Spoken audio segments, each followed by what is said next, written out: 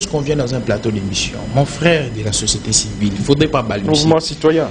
Vous êtes face aux personnes qui, chaque fois, connaissent la gestion de la chose publique. Donc il faudrait être vraiment assis. Lorsque les Français sont en train de catégoriser les parties de la phrase, il faudrait en suivre, il faudrait comprendre.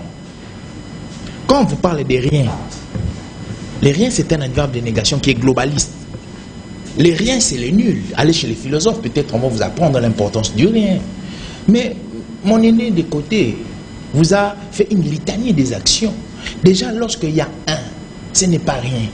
Il faudrait apprendre encore la phraseologie, s'il vous plaît, c'est très important. Merci pour cet éclaircissement.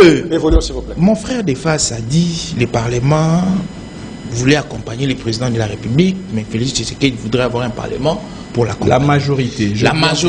La majorité du Parlement pour l'accompagner. La majorité parlementaire. Exact, la majorité parlementaire. Oui. Allons dans ces formats-là. L'émission traditionnelle du Parlement, ce n'est pas accompagner l'institution président de la République. L'instance qui est censée gérer la politique quotidienne d'un État, c'est le gouvernement. Soyons encore très précis. Je fais recours à l'article 100 de notre Constitution. Vous allez voir l'émission du Parlement. Lorsque nous sommes en train maintenant de parler des élections, je pense que nous, à la RR, nous avons soulevé ces problèmes. C'était le problème de la révision constitutionnelle. Il faudrait adapter des textes qui feront que, lorsque nous nous rencontrons par rapport à des contraintes touchant la survie étatique, quand il y a des mots touchant la survie étatique, il faudrait une disposition constitutionnelle.